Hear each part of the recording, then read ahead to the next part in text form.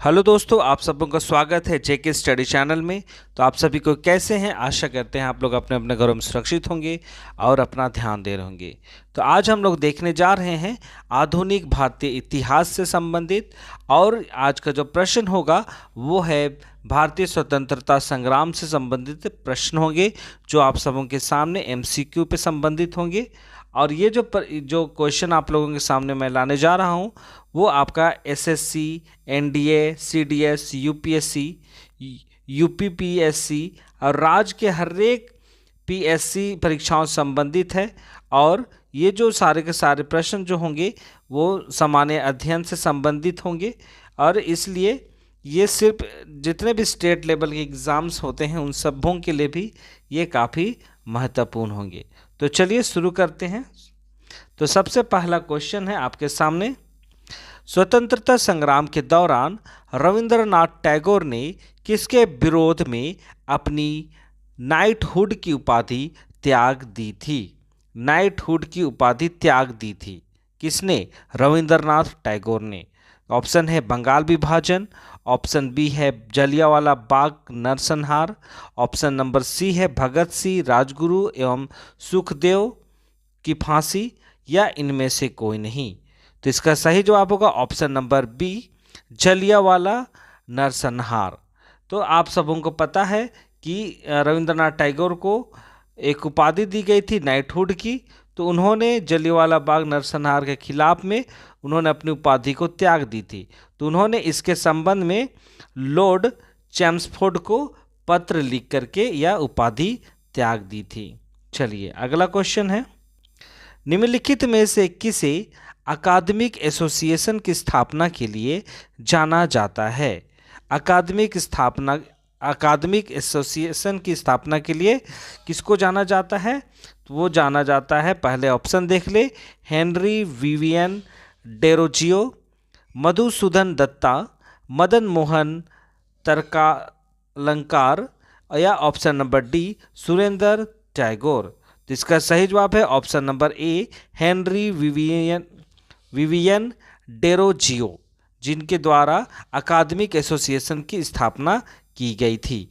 और ये जो अकादमिक एसोसिएशन है इसकी स्थापना 1828 ईस्वी में हेनरी लुई विवियन डेरोजियो संगठन के अध्यक्ष के रूप में इसको स्थापित किया गया था, मतलब जो जिनके द्वारा स्थापना किए गए, और वे इस संगठन के अध्यक्ष के रूप में उनको पद दिया गया था। और इसे कोलकाता के मणिकतला में बसाया गया था। ठीक है। और सदस्यों द्वारा स्वतंत्रता इच्छा, स्वतंत्र समन्वय, भाग्य, विश्वास, सत्य की पवित्रता पर चर्चा की गई थी। और एसोसिएशन के कुछ उल्लेखनीय सदस्य रसिक कृष्ण मलिक, कृष्ण मोहन बनर्जी, राधानाथ सिकंदर, या माफ कीजिएगा, और दक्षिण रंजन मुखर्जी इसके सदस्य के रूप में थे। चलिए अगला क्वेश्चन,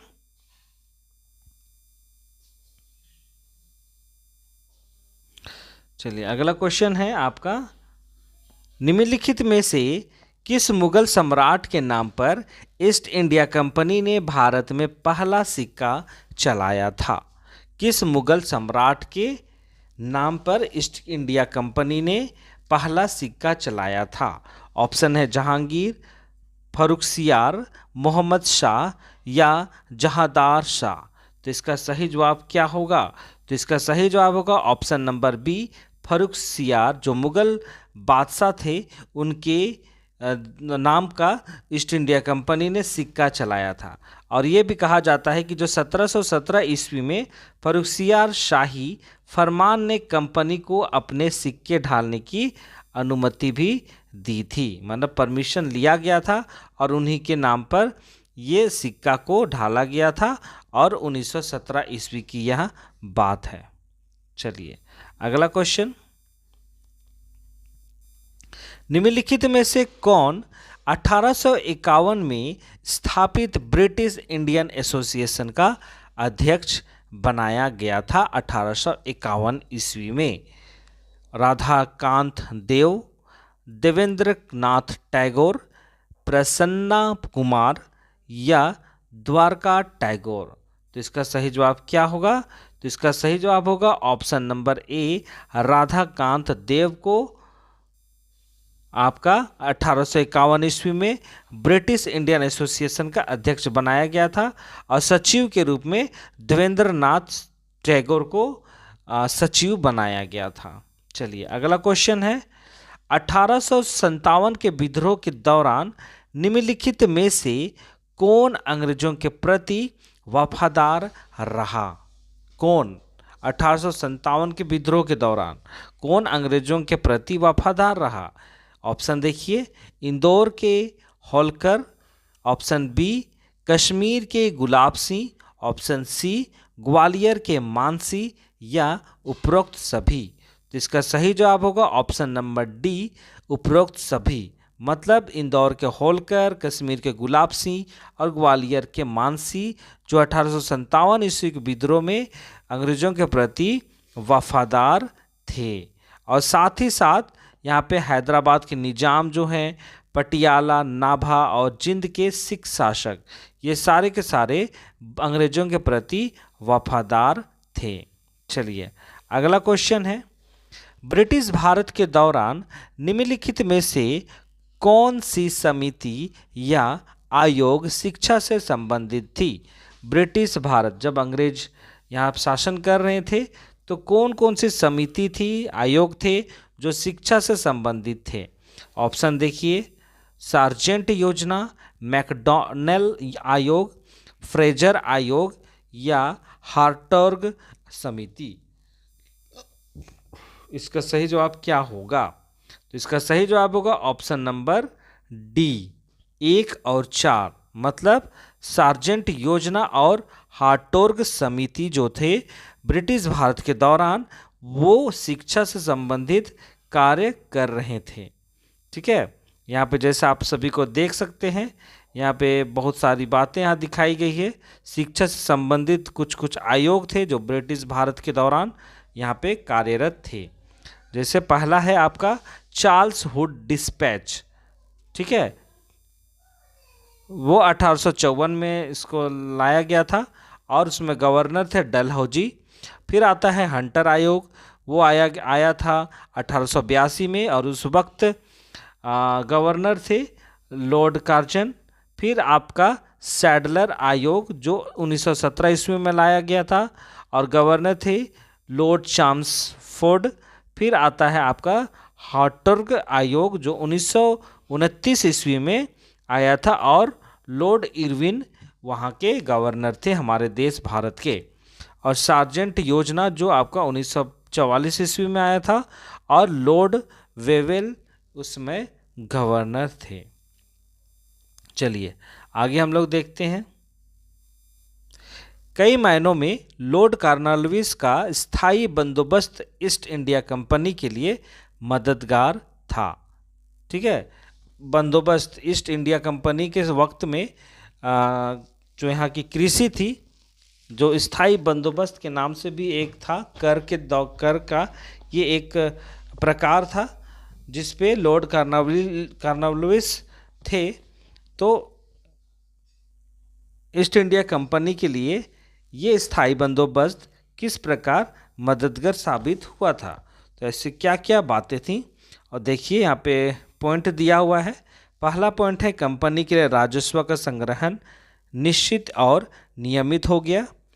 ऑप्शन पॉइंट नंबर 2, इसमें बिक्री या सूर्यास्त कानून का लचीलापन देखने को मिला। पॉइंट नंबर 3 है इसमें कंपनी के राजस्व में काफ़ी वृद्धि हुई। तो यहाँ पे आपको बताना है कौन इसका सही सुटेबल बात होगा। तो यहाँ पे सही जवाब होगा ऑप्शन नंबर ए, जो कहा गया है जो स्थायी बंदोबस्त जो है ईस्ट इंडिया कंपनी के लिए किस प्रकार मददगार साबित हुआ। तो इसके माध्यम से कंपनी के लिए राजस्व का जो संग्रहण था वो निश्चित हो गया और नियमित भी हो गया था। चलिए अगला क्वेश्चन,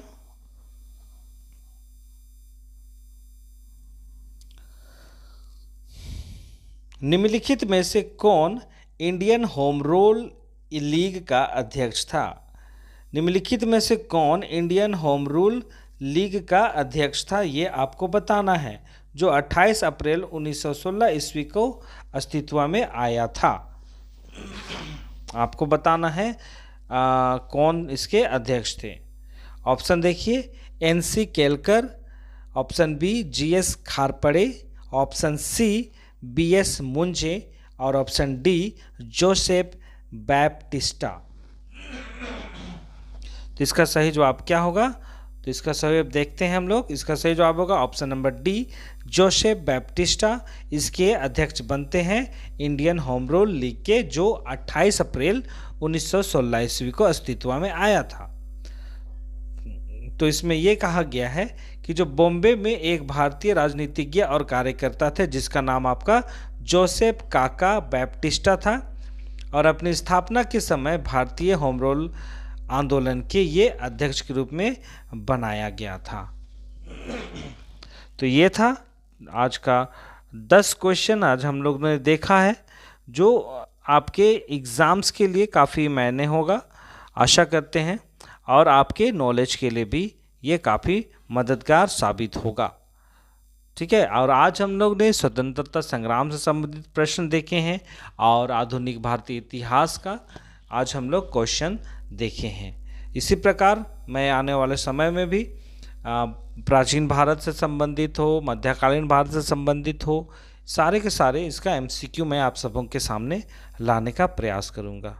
तो चलिए आज के इस क्लास को मैं यहीं पे समाप्त करता हूँ, और वीडियो आप सबों को पसंद आया होगा तो वीडियो को लाइक कीजिएगा, यही आपसे निवेदन है। और वीडियो को लाइक कीजिएगा, वीडियो को शेयर कीजिएगा, चैनल को सब्सक्राइब कीजिएगा जो लोग नहीं किए हैं, बेल आइकन को प्रेस करना ना भूलिएगा ताकि वीडियो का हर एक नोटिफिकेशन आप तक पहुंच पाए। तो चलिए इसी आशा के साथ आज के इस क्लास को मैं यहीं पर समाप्त करता हूं। आप लोग अपना ध्यान दीजिए, सुरक्षित रहिए और खुश रहिए। मिलते हैं एक नए वीडियो के साथ, अपना ध्यान दीजिए। बहुत बहुत धन्यवाद।